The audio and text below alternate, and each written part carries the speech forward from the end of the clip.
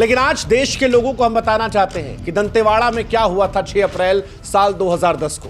आप नहीं जानते तो आपको याद दिलाते हैं। सीआरपीएफ की 62वीं बटालियन के जवान जंगल में नक्सलियों के खिलाफ ऑपरेशन में थे। खबर आई थी कि नक्सली इलाके में सक्रिय हैं, लेकिन नक्सलियों ने पहले से ही साजिश रच रखी थी। बसव राजू के दिमाग से निकले साजिश में जवानों को फंसा दिया गया। बारूदी सुरंगों से रास्ते ब्लॉक कर दिए गए और फिर चारों तरफ से गोलियां बरसाई। हमारे जवानों के पास ना तो बराबर के हथियार थे और ना ही बचने का मौका, और इसी वजह से उस दिन देश ने अपने 76 लाल को खो दिया था। जंगल की जमीन खून से लाल हो गई थी, और ये लाल किसी युद्ध में नहीं हुई थी, ये कायरों के नंगे नाच में हुई थी। इस नरसंहार ने पूरे देश को हिलाकर रख दिया था। हर हिंदुस्तानी के सीने में गुस्सा, दर्द उबल रहा था, लेकिन उस वक्त भी सबसे दुखद, शर्मनाक, घिनौना था सो कॉल्ड बुद्धिजीवियों का रवैया। वो जो खुद को मानव अधिकार का ठेकेदार कहते हैं। उस वक्त भी कई ऐसे थे जो 76 जवानों की लाशों को लेकर दुखी नहीं थे, वो जश्न मना रहे थे। कुछ ऐसे थे जो इसको लेकर भी जस्टिफिकेशन देने की कोशिश कर रहे थे। शर्म आनी चाहिए ना, पर इस देश में लोग हैं, ये सोचकर हमें शर्म आती है कि उन्हें शर्म नहीं आती। और दंतेवाड़ा इकलौती कहानी नहीं है, गढ़चिरौली में भी इन्होंने यही किया था। दंतेवाड़ा के बाद बसव राजू ने अपनी काली करतूतें 2019 में दिखाई। महाराष्ट्र के गढ़चिरौली में एक और खूनी हमला किया। नक्सलियों ने फिर वही तरीका अपनाया। जंगल में छिपे बारूदी सुरंगों से जवानों को निशाना बनाया। इस बार भी कई जवान शहीद हुए और इस बार भी बसव राजू का नाम आया। हर बार हमला वही था, कायराना, क्रूर और खून से सना हुआ। बसव राजू ने जिंदगी भर गांव वालों को, फौजियों को निशाना बनाया, स्कूलों को आग लगाई, और जैसा कि हमने पहले भी कहा कि जो इसका साथ नहीं देता था उसे क्रांति के नाम पर ये मार दिया करता था, मासूमों का खून बहा दिया करता था, लोगों की जिंदगियों में अंधेरा रखता था। लेकिन ऑपरेशन कागर ने इसकी जिंदगी में अंधेरा कर दिया। सलाम है हमारी फौज को, सलाम है जिन्होंने छत्तीसगढ़ के अबुझमाड़ में ऑपरेशन कागर को अंजाम दिया। सलाम है डीआरजी और कोबरा के उन जवानों को जिन्होंने ऐसा सबक सिखाया कि ऐसे नक्सलियों की 7 पुश्तें कांप जाएंगी। सलाम है उन्हें जिन्होंने हमारे जवानों का बदला लिया। घंटों गोलीबारी चली, 27 नक्सलियों को जहन्नुम में पहुंचाया है, और इन्हीं 27 में एक नाम इस बसव राजू का भी था। हमारी फौज ने नक्सलियों पर जब हमला किया तो AK-47, SLR, 303 rifle, mortar, grenade बरामद हुए। और ये हथियार ये बताते हैं कि ये नक्सली जो है ये कितने बड़े हमले की फिराक में थे।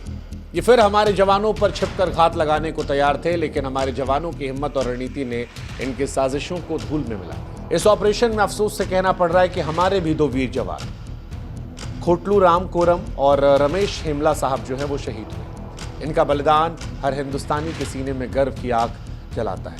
लेकिन शहीद होने से पहले उन्होंने वीरता का ऐसे परिचय दिया जिसे हिंदुस्तान की फौज और हिंदुस्तान के लोग सलाम करते हैं। बसव राजू और 26 अन्य नक्सलियों को कुत्ते की तरह मौत दी, वो मौत जिसे वो डिजर्व करते थे, जो उनके लिए जरूरी थी। बदला लिया गया 15 साल बाद। जवाब था ये कि हिंदुस्तान भूलता नहीं, हिंदुस्तान अपने लोगों का ध्यान रखता है।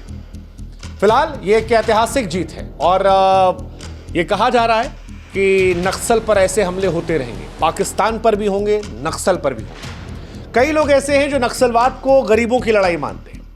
होगी शायद, एक जमाने में रही होगी, एक जमाने में जब हिसाब किताब अलग था, लेकिन मौजूदा दौर में जो दिखता है वो ये कि नक्सलवाद कोई गरीबों की लड़ाई नहीं है। अब ये केवल भारत को तोड़ने की साजिश है, क्योंकि जो हथियार, जो ग्रेनेड, जो मोर्टार, जो बम विस्फोट इनके पास आते हैं, जिस तरह से पैसा आता है, विदेशी ताकतों के हिसाब से आता है। और विदेशी ताकतें जो इनको इतना हथियार, पैसा दे रही हैं, वो इनकी लड़ाई लड़ने के लिए नहीं दे रही है, वो हिंदुस्तान को तोड़ने की लड़ाई लड़ने के लिए दे रही है। नक्सली अब विकास के दुश्मन हैं।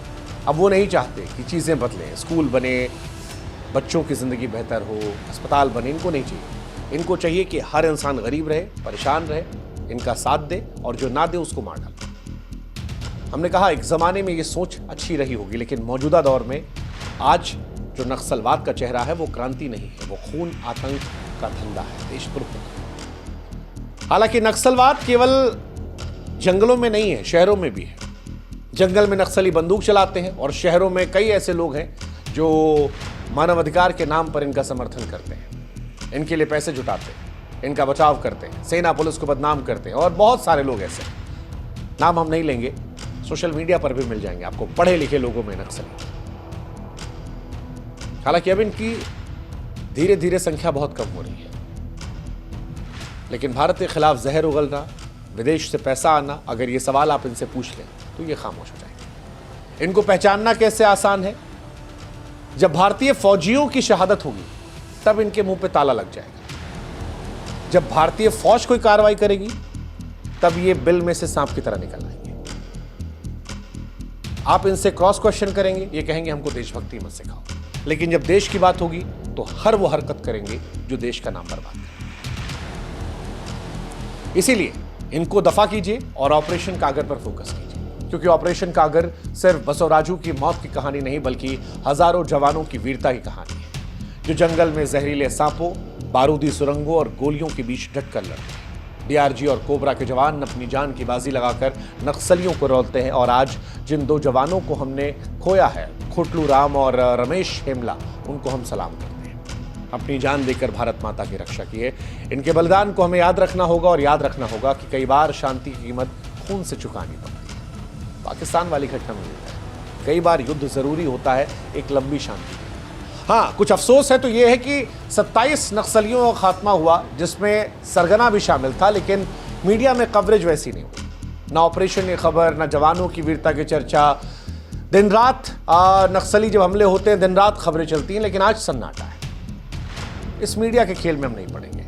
हो सकता है उन्हें शायद इस खबर में टीआरपी ना दिखती हो, लेकिन हमें ये खबर देशभक्ति की भावना से लबरेज नजर आती है। ऐसे में हम चुप नहीं होंगे, हम लापरवाह नहीं होंगे। जो लापरवाह है वो अपना देखें। छत्तीसगढ़ पुलिस कह रही है कि मार्च 2026 तक नक्सलवाद को जड़ से उखाड़ फेंकेंगे। जवान तैयार है, हौसला आसमान छू रहा है। हम भी ये मान रहे हैं कि ये जीत उन जवानों की है जिन्होंने अपने खून से भारत की रक्षा की, उन गांव वालों की है जो नक्सलियों के डर से आजाद होना चाहते हैं। ये जीत हर उस हिंदुस्तानी की है जो अपने देश की एकजुटता और ताकतवर देखना चाहता है। और शहरी नक्सलियों को भी सुन लेना चाहिए कि भारत माता के खिलाफ जो भी हाथ उठाएगा, जो भी घात लगाएगा, अब नहीं बचेगा। वो जिन्हें सरहद के उस पार वालों से प्रेम है या सरहद के अंदर रहते गद्दारों से प्रेम है, वो भी सावधान हो जाए, क्योंकि अब सबका हिसाब है। और ये अच्छा है, ये वाला भारत अच्छा है। ये डर नहीं रहा है, ये डराने वालों के अंदर खौफ पैदा कर रहा है। वो खौफ जो उनके सीने में ज्वाला की तरह धकेगा, और इसका असर शायद एक लंबे समय की शांति होगी। आशा करते हैं कि हमारे जवानों ने सरहद के बाहर, सरहद के अंदर जो कदम उठाया है उसको आप भी समझें। इन जवानों की शहादत को आप नमन करेंगे और इनकी वीरता पर आप गर्व महसूस करेंगे। नक्सलियों की कहानी भी जाननी जरूरी है। उम्मीद करते हैं इस खबर को सुनने के बाद आपके अंदर भी देशभक्ति की भावना आई होगी, और आप भी इन जवानों के नाम को याद रखेंगे, इन जवानों की कुर्बानियों को याद रखेंगे। और जब कोई देश के खिलाफ बोलेगा तो अपने स्तर पर उसको जवाब दें। जय हिंद, जय भारत।